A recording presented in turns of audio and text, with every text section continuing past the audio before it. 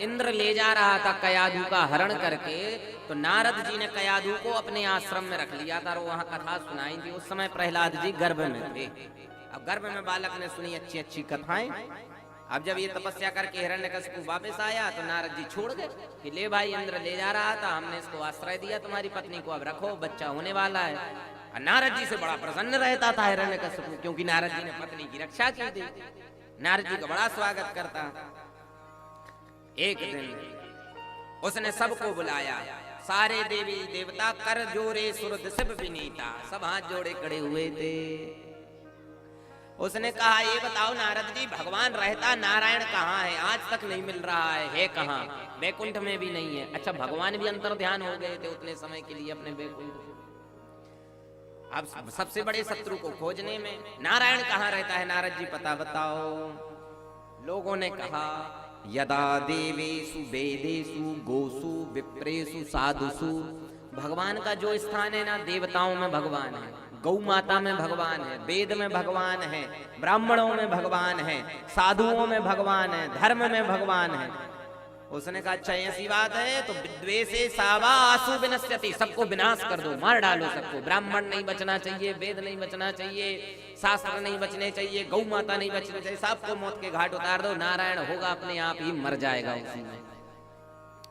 भगवान ने कहा, बड़ा बुद्धि का तेज है। भगवान ने समय आया, और जो कुआं खोद रहा था भगवान को मारने के लिए, उसको क्या पता कि हमें ही उसमें डूबना है।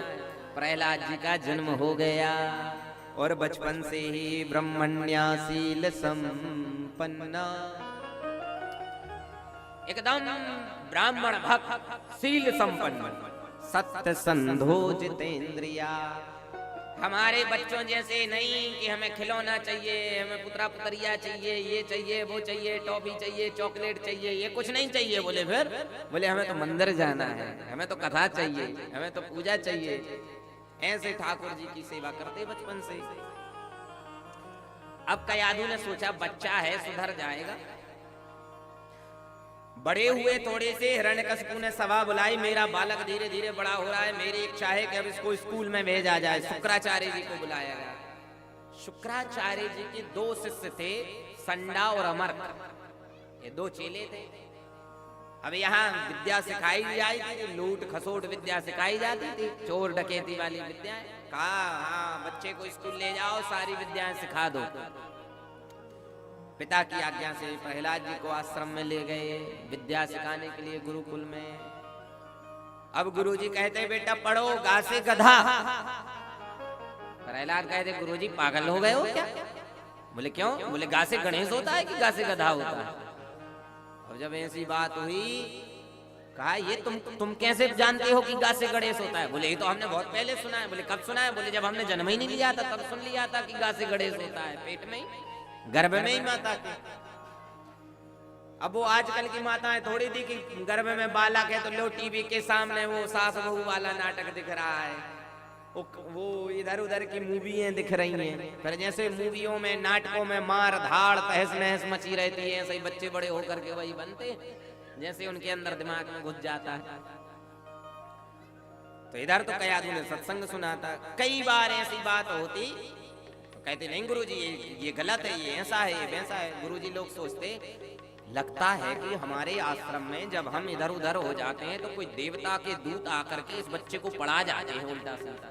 दिमाग से रखना पड़ेगा। अब प्रहलाद जी ने भी सोचा कि गुरुजी लोग परेशान हैं, तो अपनी पढ़ाई तो करते, गुरुजी भी जो पढ़ाते तो हाँ में हूँ मिलाते जाते। एक दिन राजा ने बुलाया राज्यसभा में, क्या बहुत दिन हो गए, 1 महीने हो गया है, अब थोड़ा सुना तो जाए कि क्या सीखा मेरे बेटे ने। अब प्रहलाद जी जैसे ही आए, पिता को देखा सिंहासन पर बैठा, तो जा करके लेट करके प्रणाम किया।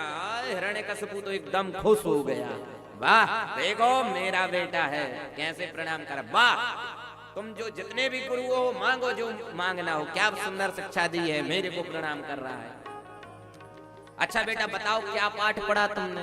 अब प्रहलाद जी ने बोलना शुरू किया, तत्साधु मन्ये सुरवर यदेहिना सदा समुद्विग्न धिया सद्गृहा हित्वात्मपातं गृहमन्दकूपं वनं गतो यद् हरिमाश्रयेत। बोले पिताजी, संसार में कुछ भी सत्य नहीं है। ये ग्रह तो, ये घर तो बिल्कुल भी सत्य नहीं है, ये तो अंधकूप है। एक तो कुआं घर के सामने होता है, कोई गिर जाए तो हो सकता है कोई देख ले तो बचा ले। एक कुआं होता है जंगल में, उसका नाम है अंधकूप।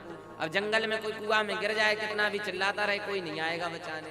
तो ये जो घर है ना, ये अंधकूप है पिताजी। अब सोचा कि होगा, किसी ने सिखा दिया होगा उल्टा सीधा। और सुना बेटा, बोले तत्साधु मन्ने सुर बरिय देहिना। देवताओं की आराधना करनी चाहिए, साधुओं की सेवा करनी चाहिए। संसार के चक्कर में, मैं और मेरे के चक्कर में नहीं पड़ना चाहिए। और तो और यदि हो सके तो सब कुछ छोड़ करके वनम गतो यद हरिमाश्रयेत, वन में जाकर के भगवान हरि की ही आराधना करनी चाहिए। जब ऐसा कहा, खोल उठा उसका तो पसीना से, संडा मर, क्या पढ़ा करके भेज रहे हो मेरे बच्चों को, इधर आप बेचारे संडा मर के दोनों थर थर कांपे। ये तो हमने कभी पढ़ाया ही नहीं है, ये श्लोक ही नहीं है हमारी पुस्तक में, कहां से इसने पढ़ लिया। पहला इधर किसने पढ़ाया तुझे, ये तो हमने बहुत पहले ही पढ़ लिया है। अब जब ऐसा और कहा तो और ले जाओ, तुम लोगों की फीस काट लेंगे, जो पेमेंट मिलती है महीने की तुम सबकी काट ली जाएगी, दंड किया जाएगा। ले जाओ, किसी ने मेरे बच्चे को बहका दिया, दोबारा गलती नहीं होनी चाहिए। अब बेचारे गुरुजन जब आश्रम में गए, कहा ये बेटा वत्स प्रहलाद भद्रम ते, ये बेटा सुन। बोले क्या क्या गुरुजी? बोले सही सही बता। सत्यम कथाए वामृषा, सत्यम बोलना। बालानति कुतस्तुभ्य में बुद्धिर विपर्य, ये तुम्हारी बुद्धि विपरीत कैसे है, किसने सिखाया ये तुम्हें? कहा ये सब तो मैंने गर्भ में ही सीख लिया था। गुरुओं को आया क्रोध, दोबारा कभी ये नहीं बोलना बेटा पिताजी के सामने, हिरण्यकशिपु के सामने। बोले हम तो जो सत्य है वही बोलेंगे। अब आया गुरुओं को गुस्सा। अनियाता मेरे बेत्रस्मस्माकम, लाओ रे बेंत उठाओ, बेंत, बेंत मतलब डंडा। अब डंडा उठाया और जो प्रहलाद जी को मार लगाई गुरुओं ने। तब भी प्रहलाद जी कई शब्द बोलते, प्रभु नारायण नारायण नारायण। अरे इस पूरे संसार के जो राजा हिरण्यकशिपु के शत्रु का नाम जपता है। देते या चंदक बने जातो यम कंटकद्रुमा। हिरण्यकशिपु महाराज जैसे चंदन के बगीचे में ये बबूल का पेड़ कहां से आ गया? देखो जो मूर्ख होते हैं ना, जो प्रहलाद जी चंदन के समान है, उनको कह रहे हैं बबूल का पेड़। अरे हिरण्यकशिपु जो कांटा ही है, उसको कहा रहा है चंदन का पेड़। मूर्ख लोग ऐसे ही होते हैं, जो सही है उसको गलत और जो गलत है उसको सही। सब सुन रहे हैं। एक दिन फिर हिरण्यकशिपु ने बुलाया, पेश किया जाए मेरे बेटे को। अब की बार गए, कहा बेटा क्या सीखा है तुमने? कहे पिताजी पिछली बार 1 पाठ सीखा था, अब की बार 9 पाठ सीख करके आए। 9 कौन कौन से? तो फिर बताया, श्रवणम कीर्तनम विष्णु स्मरणम पाद सेवनम अर्चनम वंदनम दास्यम सख्य आत्मनिवेदनम। बोले पिताजी भगवान को प्राप्त करने के लिए परमपिता परमात्मा को 9 साधन है। बोले कौन कौन से? बोले श्रवण प्रथम भगति